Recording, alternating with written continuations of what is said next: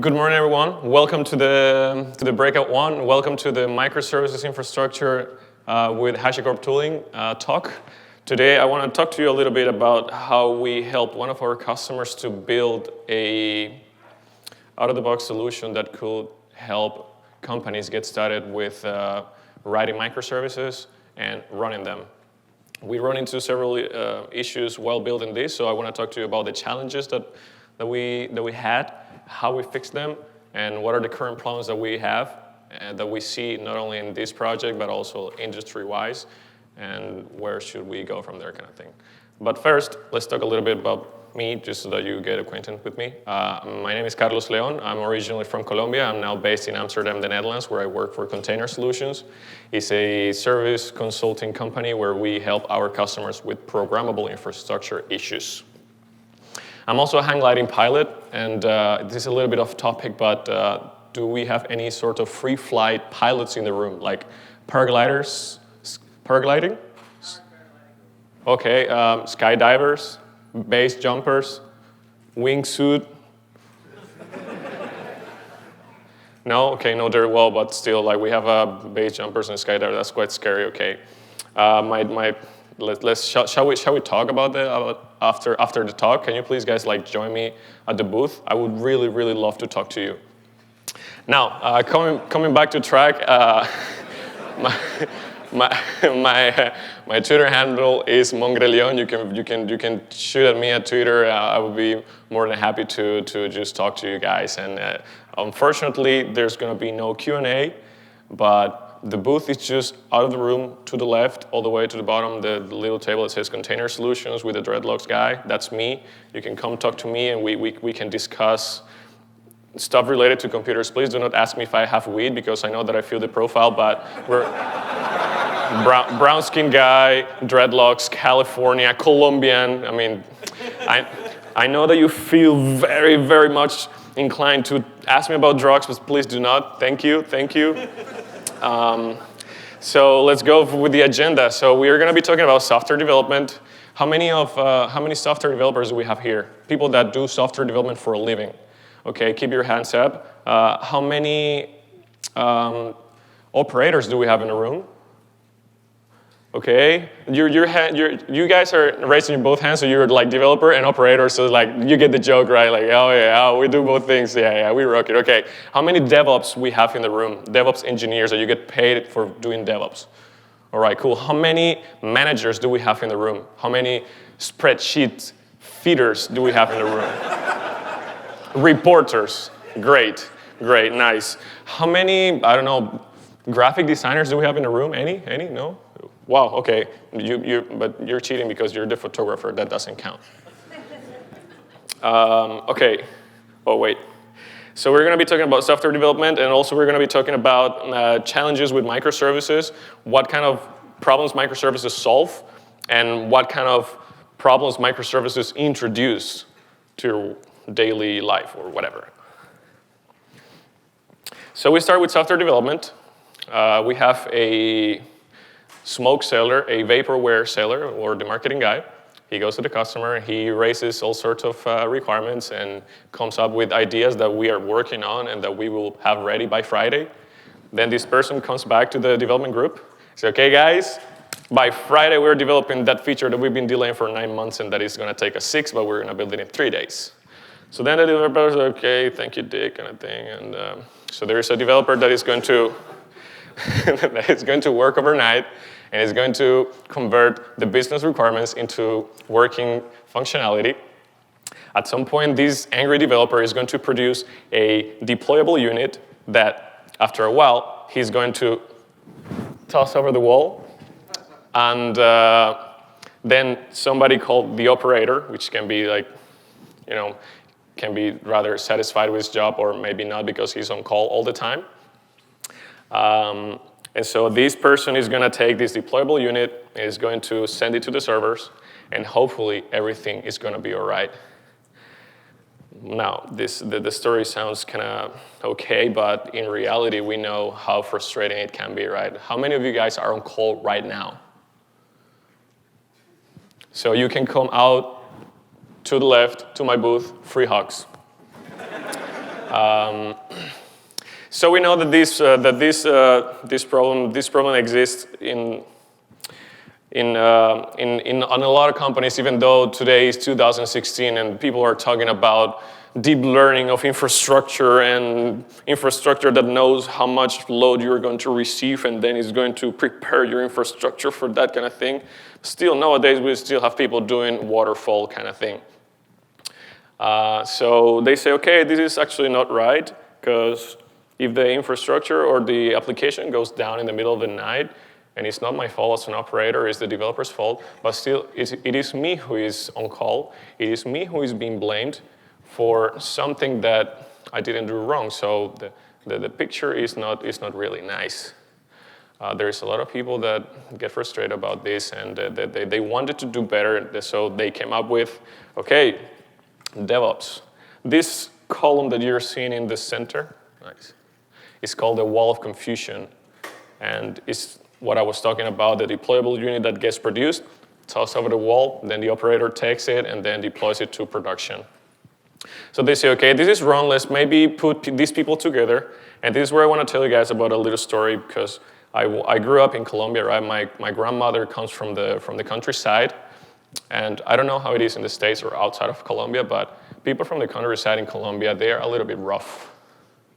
They're just not city people, right? You grew up surrounded by cows, donkeys, and gorillas, and so you're a little bit rough. So my grandmother used to have chooks, chicken roosters in the backyard, and if she would buy a new chicken or new rooster, and if there was already a rooster in the backyard, that was the dominant rooster, right? Like, I'm the cock of this backyard kind of thing. And the way that they would get like really, really aggressive, they would get, biking each other or fighting each other, and that was really bad. And the way that she would fix it would be by tying a cord, one leg, to the other rooster. So they would be like joined by a little cord. And in the beginning, the first 5 minutes, they would like start trying to beat the shit out of each other. But after a couple of days, they could live together. They could be again nice to each other. And so by opening a hole in the wall of confusion, by trying to put the developer and the operator together, then nobody can blame each other so easily, right? It's like, oh, it's not my fault, it's the fault of the developer because they write shitty code. Or, oh, it's not my fault, it's the fault of the operator because they don't know how to deploy shit, they suck. And so they were like, dude, this is not right, we need to have these people collaborating. So the developer is like, okay, let's try to figure this out. So what are you doing? Yeah, no, well, I'm creating this. Whenever you send me this deployable unit, then I SSH or I FTP this jar file into our servers. And I wrote this bash script so that I can FTP simultaneously to 10 servers. And and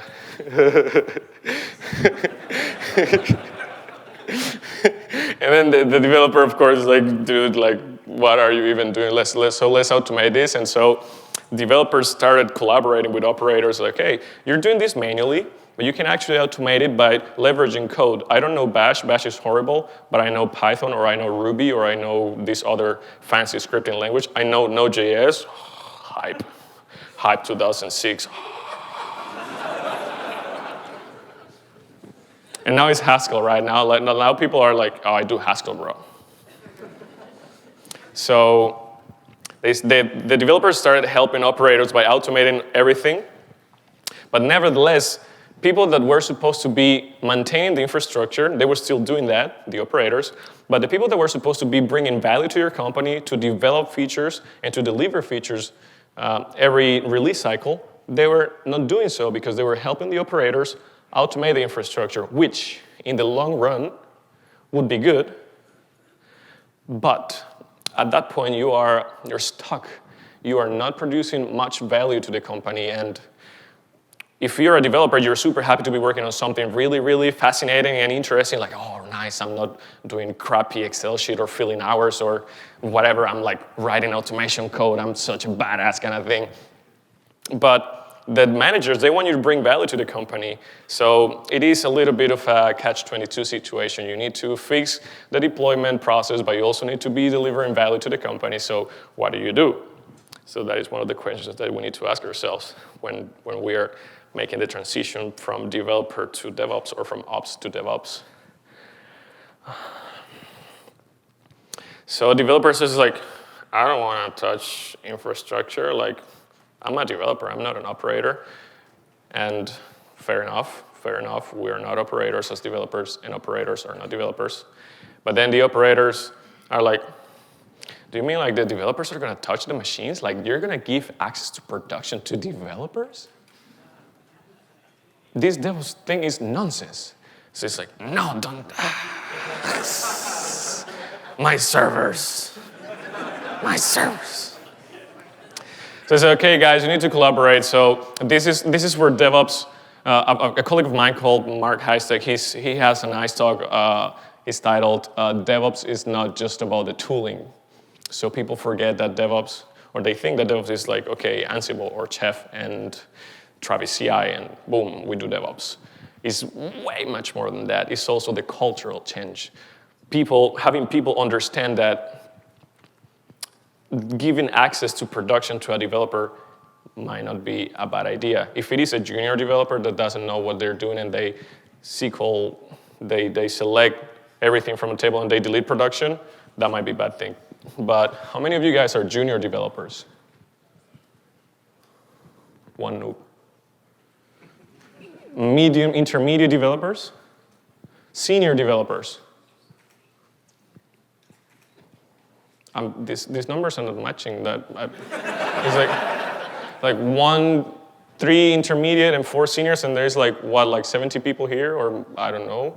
Okay, so the thing is that you give access to production to someone with experience, right? You cannot just give access to a junior developer, but to get there, you need a process. You need specific rules established and outlined and publicly communicated within your company so that they know what is the protocol. Okay, if you need access to production, this is how you do it, and you get assigned a key and two-factor authentication to our AWS servers and blah, blah, blah, blah, blah. So DevOps is also about communication. It's culture, it's communication, it's the tooling as well, but not just the tooling. But coming back again to the part where you are stuck and you are not bringing any value to the company, apparently. You are, of course, you're automating the whole infrastructure, and something that is taking someone a week, you're automating it, and now it takes 10 minutes. So you're bringing great value, but the managers cannot really see that, right? They want to see the Facebook login button, and they want to see the whatever fancy, shiny feature that they want to see. So there is then the concept of post-DevOps, where you have the operator that learned the lessons of automation. So the sessions that the operator had with the developer, learning how to automate the deployment, the creation, and the destruction of infrastructure, now they can do that by themselves. So you were a good developer, you taught them Ruby, maybe you taught them Bash, maybe you taught them Python, I don't know, not Java, of course. And so you have this guy, the operator guy, you have him over here maintaining certain infrastructure, right? And then you're back to coding. Then you're back to the guys selling smoke to the customers. Sorry, the stakeholder producing business requirements, and then you have the developer writing bugs or features. Then producing a deployable unit. Then something in the middle that can actually test this unit, make sure that it's going to work as soon as it gets deployed to production, so that when you deploy to production, you don't get any sort of surprises. Then you have the application that is ready to deploy. And then you yourself deploy it. You as a developer, you deploy it to this infrastructure that has been given to you.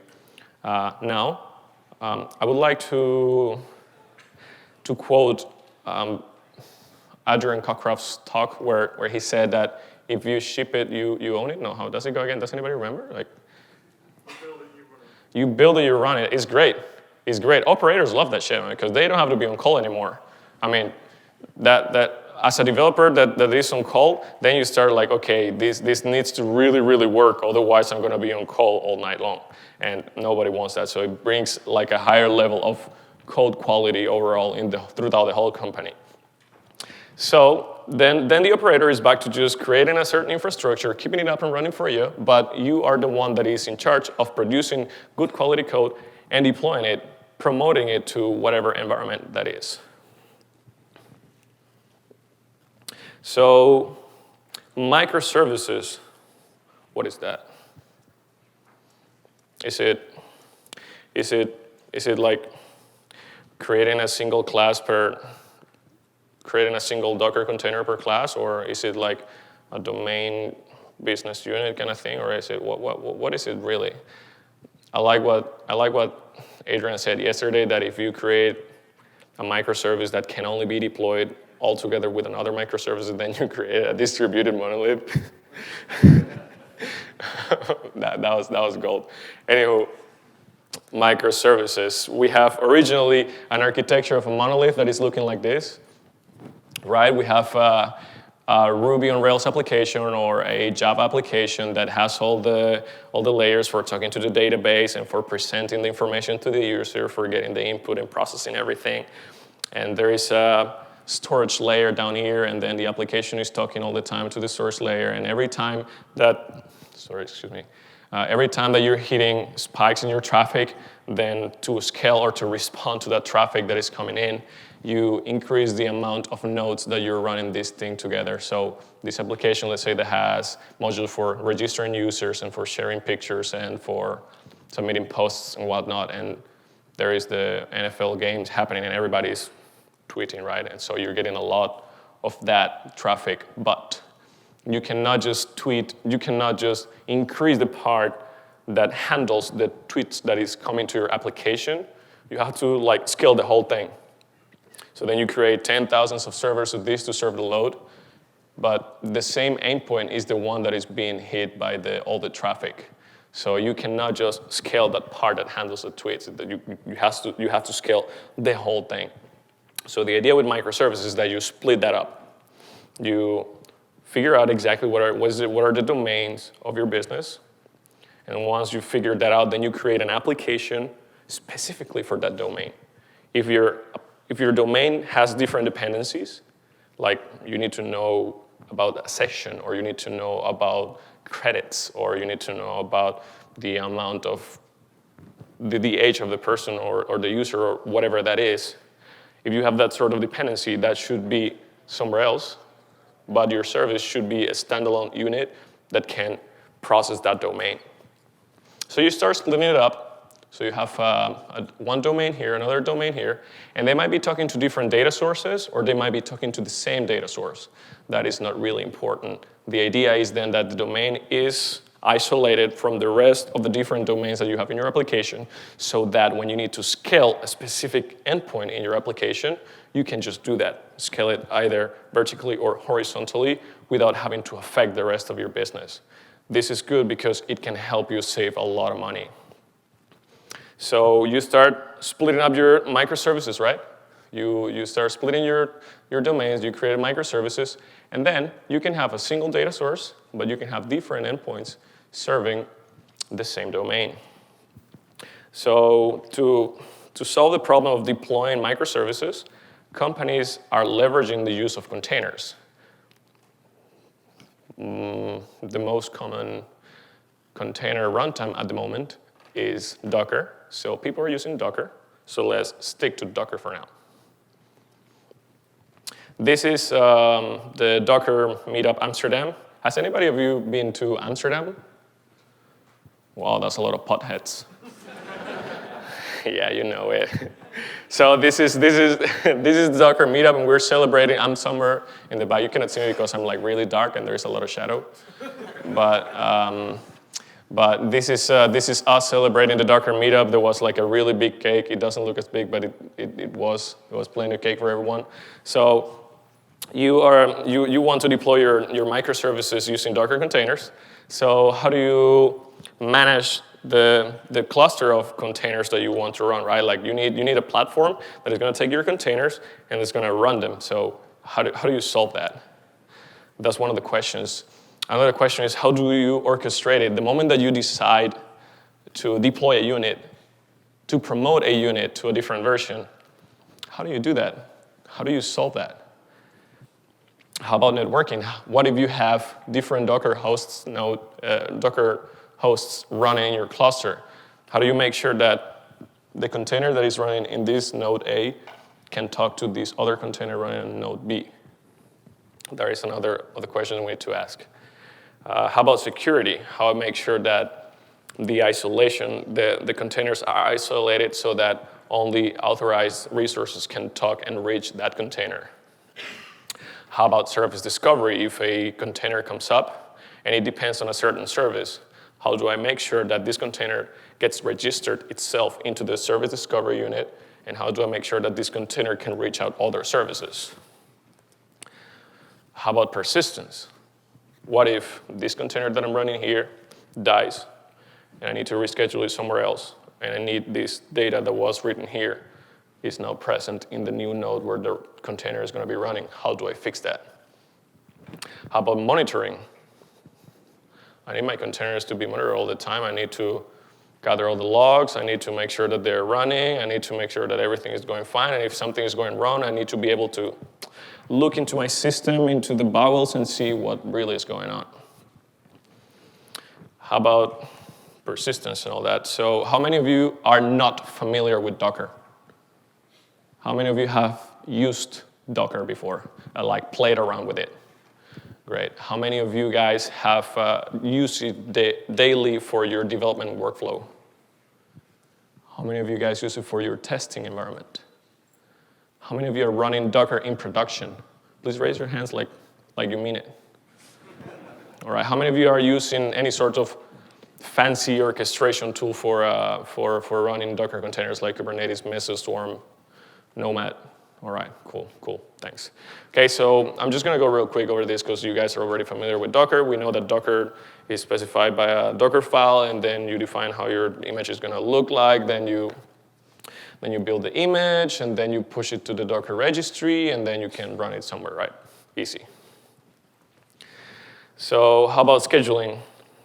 Ideally, a scheduling system should have some sort of master nodes for high availability, and it should have some sort of minion, because we're gonna say the other word anymore, right? So we have minions that can respond to this head node that is gonna say, okay, you are going to run now these 3 Docker containers, and you are going to run now these other 2 Docker containers, and you're gonna connect it in this network kind of thing. So that's how a scheduler should look like for us if we want to run containers. How about service discovery? How do we make sure that when a container comes up, gets registered in a service discovery unit? So we should use Consul for that, right? I think that we can all agree that for service discovery and DNS stuff, Consul is the tool to go. How about networking? If you have multiple nodes and you need containers running there and here talk to each other, and they need to be on the same, not necessarily physical, but maybe virtual network, then something like Project Calico can be of use. There is also WeaveNet, there is also Docker overlay networks, but Calico seems to be doing just fine. How about for log collection and then monitoring? We can then use the Elk stack, right? Okay, we can agree that there are other tools out there, and it's debatable which one is the best.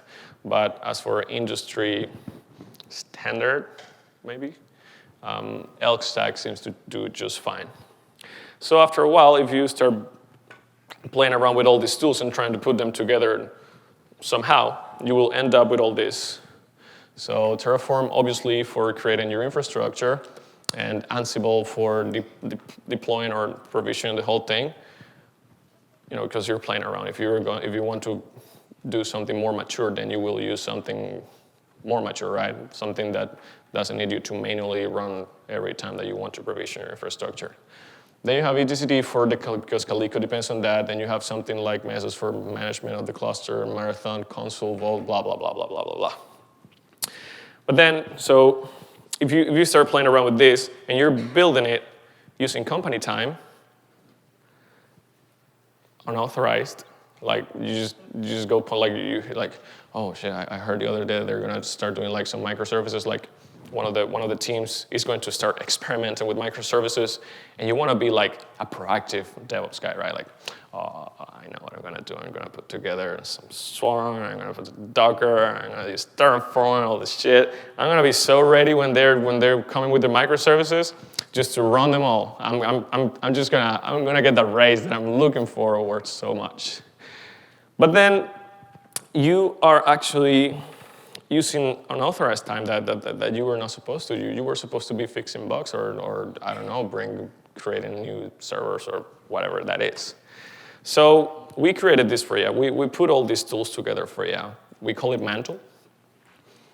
And the idea behind Mantle is, if you're a company that is moving towards microservices, or no matter what your size is, if you're a startup, if you're a mid-sized company, or if you're a big corporation, you want to start experimenting with microservices, we think that if you start playing around with the different tools that are out there, you will end up with a setup that I showed just there. We think. I mean, it might be that you choose a different path, but we think, our opinion is, that something that looks more or less like a out-of-the-box ready solution is something like that, what we just exposed there. So Mantle is just a platform for running microservices, just to summarize it really easy for you.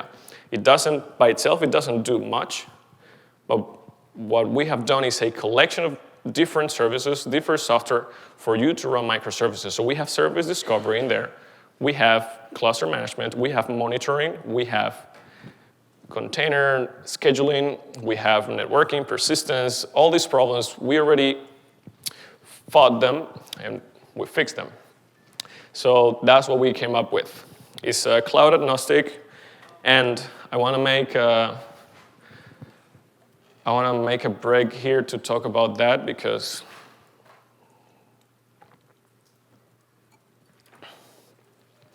right now, if you want to bring some infrastructure up in any sort of cloud provider, like Amazon or Google or, I don't know, something easier like DigitalOcean or Linode, Scaleway, whatever that is, there is no true way of being cloud agnostic at the moment. And this is the discussion that I want to generate here. I want us to talk about it because we believe that in order for us to create a new infrastructure in a cloud provider, right now it's a pain in the ass. It is easy, somehow straightforward, but nevertheless, a pain in the ass. If you want to be inter-cloud, you want to offer inter-cloud support for the application that you're building, you just have to write a definition for Google, a definition for Amazon, a definition for DigitalOcean, and if you want to move from one place to the other, you can achieve some of that using a configuration management tool like Chef or Puppet or Ansible. So you bring your server up, and then you just hit that server with all your configuration, and that it'll happen. But bringing that server up, you can do it using Terraform, and right now, the only tool that truly supports this is Terraform. It is great. It is a great tool. We had to build a Terraform provider for one of our customers because they had this rack, this physical server with an API sitting on top of it, and it would take them 2 weeks to bring a server up and configure it all automatically, kind of thing, automatically with a bunch of XMLs that had to come with a USB stick kind of thing. I mean, it was nasty. So we used Terraform, and the process was pretty much straightforward. We write the code, and then we test it, we run it against the rack, and it's working. And so something that would take them 2 weeks, we reduced it all the way down to 30 minutes. And we couldn't reduce that time no more than that because the rack, when the server comes up, it needs 10 minutes to make all the checks for all the sockets to be working, for all the memory tests that needed to run, etc. But if we had to use any other sort of tool, we would have had to hack a lot. So Terraform, in this sense, is great. The only part that is missing, and is debatable if this should or not be in Terraform, is an abstraction layer on top of the different cloud providers. And the problem with this is that the concept that you have in Amazon of a S3 bucket, for example, does not translate into DigitalOcean, for example. How do you, if you need a bucket from Amazon and now you're moving to DigitalOcean, how do you do it in digital? If you have it in Amazon, a S3 bucket, how do you create that in DigitalOcean? You can. Maybe you can do it in Google, but maybe not. Who knows? And this is just one of the examples. If you need to create security groups, or if you need to do firewall rules or whatever, it just doesn't translate. I heard that, Kamal, are you here? Motherfucker, he said that he was gonna come to my talk.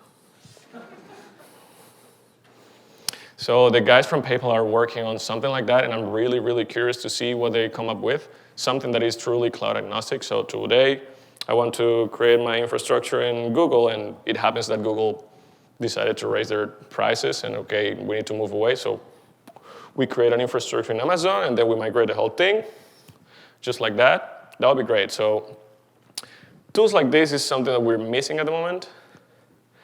So to make Mantle cloud agnostic, we had to basically write a definition for each of the providers. So Mantle can run in Amazon, in Google, and in bare metal. So the problems that Mantle solved, we talked about it already: networking, persistence, orchestration, whatnot. So the idea, again, is to ease your company into migrating to microservices. If your company has already decided to move to microservices, you will know real soon that orchestrating microservices is tricky. Deploying microservices is tricky, especially if you have not figured out yet what your CI/CD pipeline should look like. If you don't have a CI/CD pipeline, I don't think that you should even be considering microservices. If you don't have a clear pull request kind of process to review your code, I don't think that you're ready to move to microservices. If you're not doing any sort of DevOps in your company, I don't think that you're yet ready to move to microservices. Because the moment that you introduce microservices, you need to be really fast. You can't waste time. You need to be precise at the moment that you deploy. You need to have figured out already A/B and canary releases. A/B testing and canary releases is something that you need to figure out already. If you haven't, then you should reconsider if you should be doing at the moment microservices. Another thing that we want to fix with the Mantle is to give you more time for development. So you don't need to come up with this infrastructure microservice by yourself. You can just use Mantle. It is not a unique solution. It's not going to solve every single problem that your company has, but it's going to help you to get there rather faster. And another problem would be then to avoid cloud locking. So the ease of moving from one provider to the other is something that you should consider. And let's go real quick about around the architecture of Mantle. We believe that we have a control, edge, and resource node. And the control node basically is what sits on top of your whole cluster and has all the tooling that you need for, surprise, controlling your servers. So something like the Mesos master or the leader, the Consul server or the servers, Logstash, Zookeeper, etc. Then you have the resource node, which is where your application is actually going to be run, where your application will get deployed to. So this is your actual muscle for your pool of resources. And finally, you will have the edge node, which is what sits between the resource nodes and the internet. So all the traffic that comes to your data center comes into the edge node and gets distributed among the different application servers that you might have. So adding Mantle to your infrastructure is rather easy. All the Terraform scripts are there, all the Ansible scripts are there, and are battle tested. And so whatever your infrastructure is looking like, or if you have no infrastructure whatsoever at the moment, it's also really easy to get started. You just need to provide a API key for Amazon or for Google, or if you have bare metal as well, that also works. Then we use Terraform to create that. And then we use Ansible to provision all the servers and to install every single moving piece that needs to be present in your infrastructure to make it happen. And finally, all the services that you need or require to run your microservices will be there. So Elasticsearch or the Elk stack, Consul, etc. All the networking tooling is also going to be there. All the persistent tooling is also going to be there. So Mantle will solve that for you. So it will give you cluster management. It's going to give you persistence, service discovery, networking, security, orchestration, and monitoring. But there are still a couple of things missing in this picture, like auto-scaling. How do you fix that? Policies. How do you make sure that this application has just a certain access of resources, has access to a certain pool of resources, but no more than that? And how do you enforce that? How do you run your application? How you build it? How you test it? How do you deploy it? So for that, we also have built something called Shipped. Shipped is another product by Cisco. It's a continuous delivery platform that integrates highly with Mantle.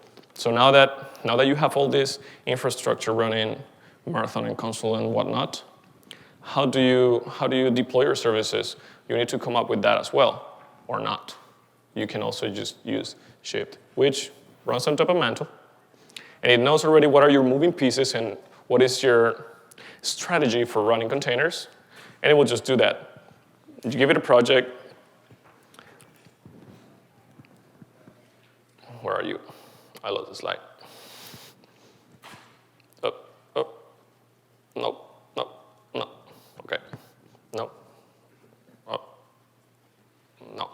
Okay. So basically, I lost the slide. So basically, you tell Ship, okay, this is my GitHub account, and this is the project that I want to run. Ship it. And so then it'll talk to Mantle. It will allocate all the resources that you have, and just deploy your application. Make sure that it's running using Marathon and Mesos, whatever that is. And that's it. It integrates deeply with Mantle. Now, there is something that I want to discuss with you guys, because as a developer, once you have been given an infrastructure, you need to make sure that you are not burning resources, right? Like if you're running services that are consuming $1,000 an hour, and you cannot really demonstrate how you're using that money, how $1,000 an hour translates into user traffic and revenue, then you're going to be in trouble. Like management is going to come to you and it's like, yo, that money is just not working for us, so how are you going to fix that? So we came up with something that is called app intent, where you tell the engine, listen, these are the requirements for my application. I need as much CPU, and I need a network and whatever, and this is my budget per month. Right now, I just want to burn tops $200. So the Mantle is okay, all right. Let me check out for you. So then it will talk to different cloud providers, and it will say, okay, this is what I found. For this amount of money, for $153, you can get something that will give you as this much CPU, network, and elasticity and whatnot.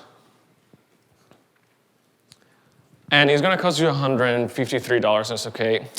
This is not looking that good though. Like maybe give me something more. I can spare 191. I say, sure, for 191, I found this for you. So do you want it or not? I say, oh, I have 200, so show me. And then say, okay, well, look, I found something like this for 224, and it's going to give you as much resources. And this is important because as a developer, you should not really care about the infrastructure. You should not really care about where your nodes are going to be, if it is going to be multiple zone availability zones kind of thing, if it's going to be highly resilient or whatnot. You want it to be highly available, and you want your application to be snappy. You want your application to be there for the user as soon as they access it. You don't want to have like huge page load times for your customers.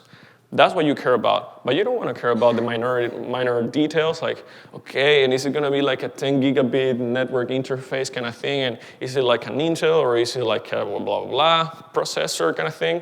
You just say, okay, here's my money. Here's how much money I have. Now make it work for me. So with this in mind, we built app intent exactly for this purpose.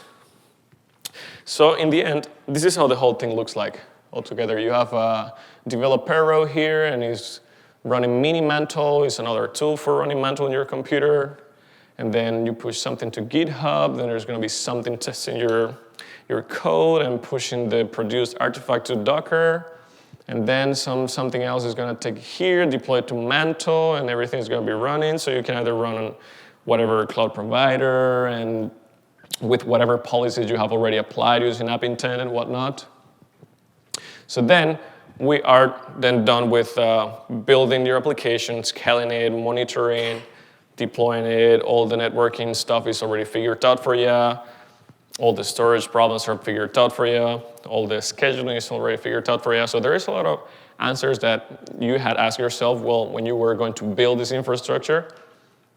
And Mantle is the answer to some, if not most, of your questions. With that being said, I want to say, guys, thank you. We blog a lot about microservices, Docker, orchestration, and whatnot. You can visit us in our blog, containersolutions.com/blog. We also wrote a book about Docker. We encourage you guys to check it out. If you're looking into security in Docker containers, this is a must-read book. It's rather cheap. We also talk in the news tag. We post a lot of stuff there. You can check it out here. Mantle website is here. It's open source. You can clone it, play around with it. You can submit pull requests. These are always welcome. And that's it. Thank you.